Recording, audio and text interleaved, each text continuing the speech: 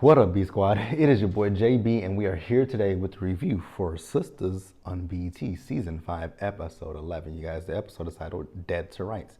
So, before we go ahead and get into this review, if you guys are watching this one or any other on the channel and you guys aren't yet subscribed, then do me a solid favor and stop taking me out on this date and having me pay for it at the end of it. You guys know the routine. You can do me that favor by liking the video, subscribing to the channel, turning your post notifications on, and sharing the video. And with that out of the way, without further ado, let's discuss Sistas on BT, shall we? All right, you guys, so the episode opens up where we last left off. You guys remember Andy got home, and when she got home, both Robin and Gary were there. Now, you remember, she invited Gary over, told Gary when she got home, she wanted him to be naked in her bed, right?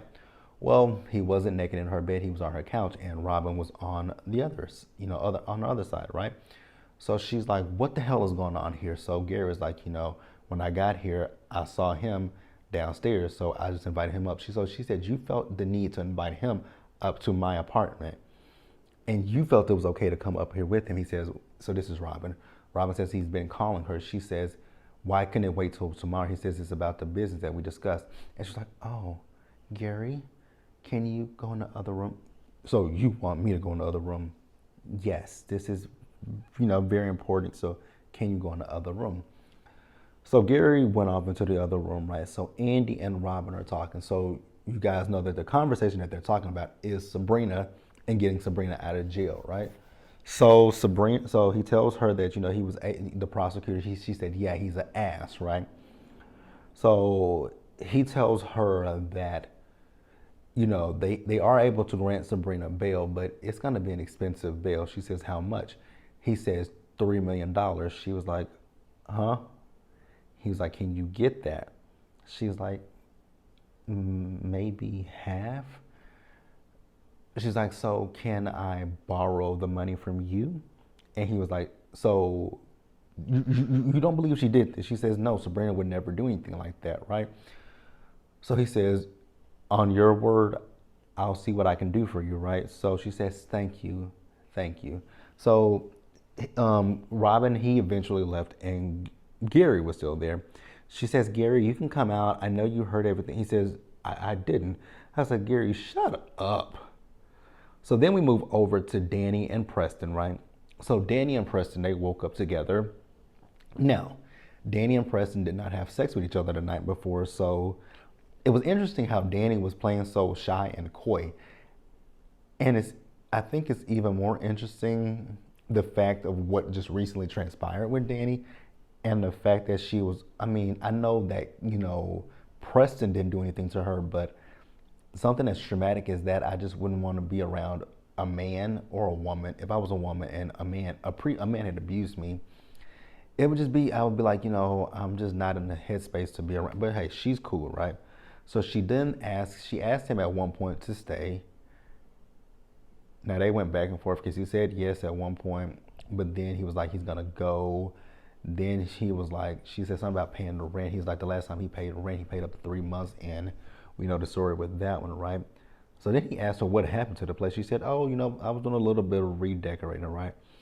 So Preston went to the bathroom, and when he went to the bathroom, she felt his pants, and she felt the pants pockets. So she took out the box, right? So he still has that ring for old girl. I was like, why do you still have this ring? I'm so confused why he still has that ring, but it ain't got nothing to do with me. Let's pause here and move forward. All right, you guys, so next up we have Zach and Fatima. So Zach is telling Fatima that, he ran into Hayden. She said, where'd you run into that nigga at? He said at the basketball court, right? So Zach then tells her that Bryce told him about an attorney. And so, she's talking about, he asked her, do you think that they'll really try me? And she was like, yeah, babe, they will. So he said, and you don't want to marry me until, you don't want to marry me right now. Now, honestly, I don't blame Sabrina. Not Sabrina, but Fatima. I wouldn't want to marry Zach right now with all this bullshit. You got Heather. Now, granted, I don't believe that Heather is Zach's baby mama. I do believe that Hayden is somehow behind this, so I don't trust that part. But then you still do have Karen, right? And Zach brings up the fact that she doesn't wear her engagement ring. Now, you guys remember, Deja mentioned that in last week's episode or the week before? Whichever episode Deja mentioned it in, but she mentioned it, right? So Fatima says that she doesn't want to wear her ring at work because of Andy, right? She feels that Andy will be cool, but Andy then will go tell Karen, and that'll upset Karen. Girl, why are we pacifying Karen? I'm kind of confused. So, I mean, I get it. Karen is pregnant. Karen has to be on bed rest, but bitch, why are we pacifying Karen? Like, Karen. Speaking of Karen, so Karen and Aaron, they are having breakfast. So annoying, these two, right? Here's my thing with Karen.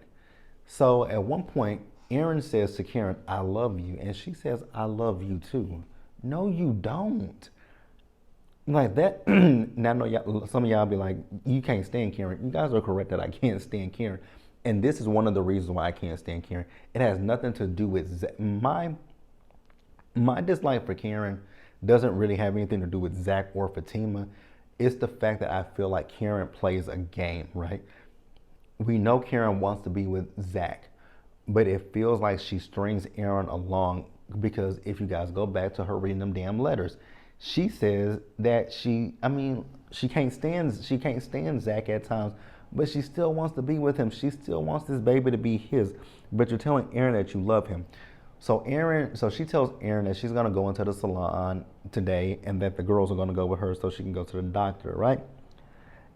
And she wants to check on Sabrina. So he says he's gonna go into the office for a few hours and then he'll come back. So he left, and so she calls Andy and tells her. So Andy tells her that Sabrina is getting out of jail, and then Karen heard Gary in the background. She's like, "Girl, we have to talk about that, right?" So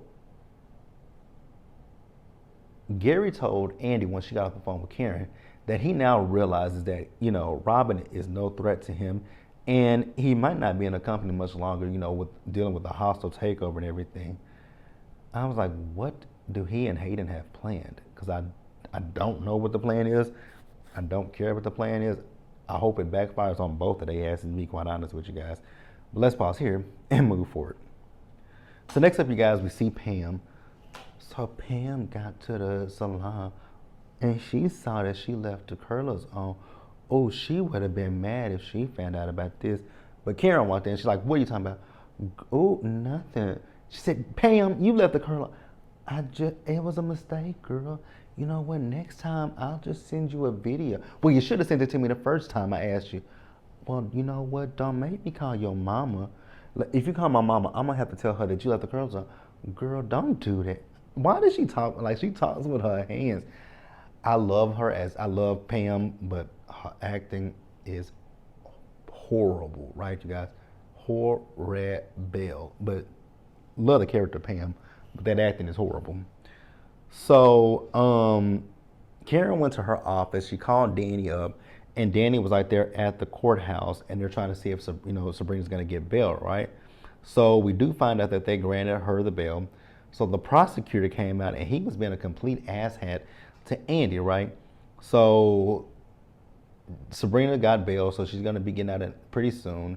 So Andy asked Danny for some advice. Andy always goes to her for advice when it comes to, what is his name? Gary. She always goes to her with advice for Gary. But she talked in circles, and Andy was like, girl, I mean, not Andy, but Dan was like, girl, do whatever the hell you gonna do. Because you're speaking in a riddle that I don't understand. So do what your gut tells you to do. That ain't gonna be no good thing, but okay.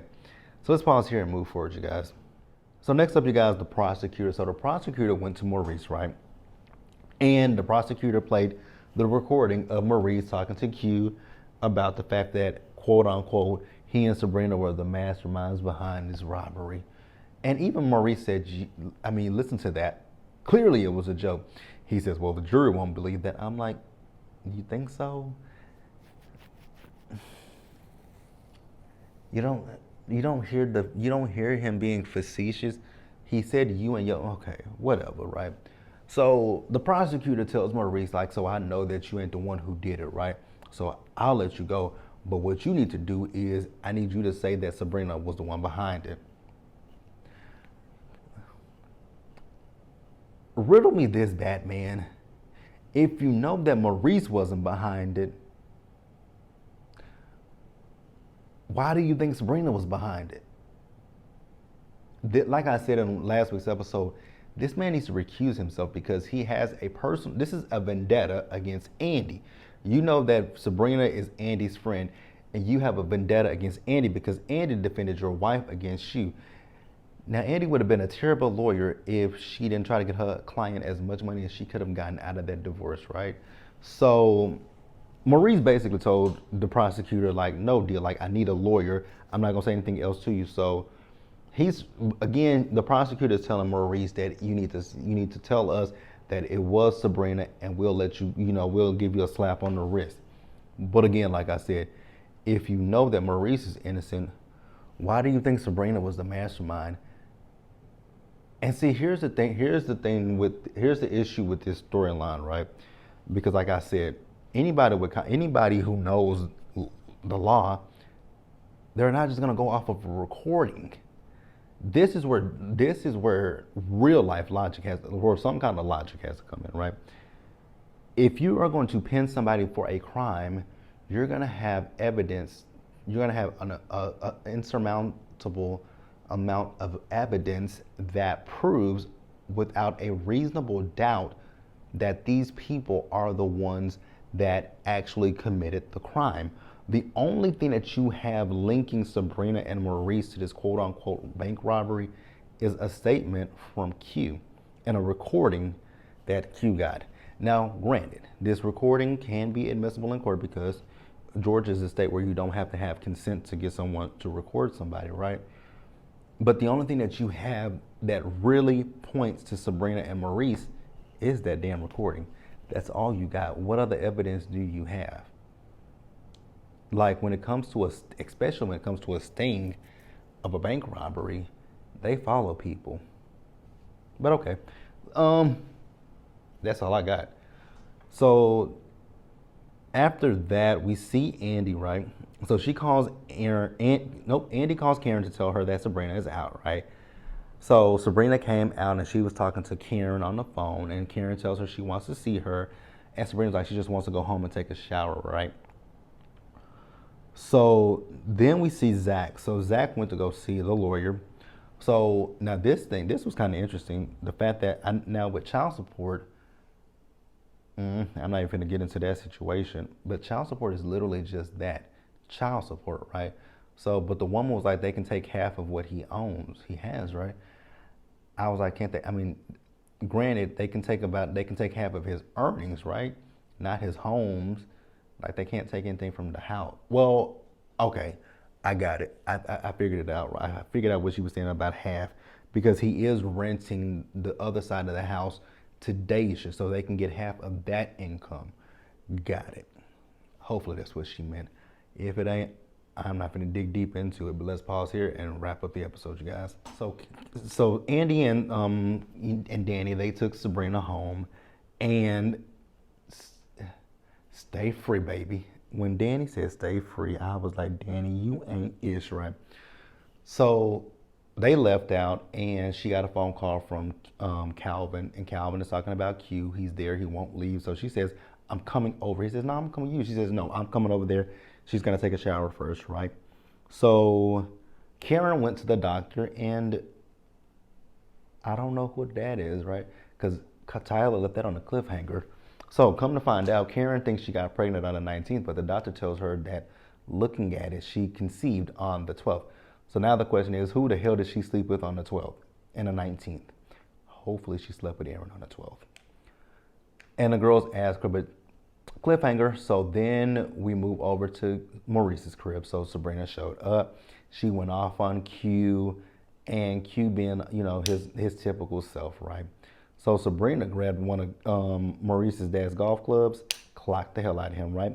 And then he got the best of her. He was able to, overpower her.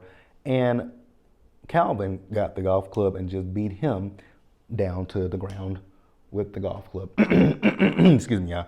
And that's actually where the episode ended. So I want you guys to let me know what you guys thought about this episode down in the comment section below. Subscribe to the channel, turn your post notifications on, and share the video, you guys. Until the next time, stay safe out there. Take care of yourselves. Be blessed. Wash your hands. And I'll see you guys in the next one. So I'll see you guys for Hot Topics in the Real Housewives of Miami. And then that'll be it. And I'll tell you guys Merry Christmas and Happy Holidays on Hot Topics or Miami Housewives, whichever one. But I'll see you guys then.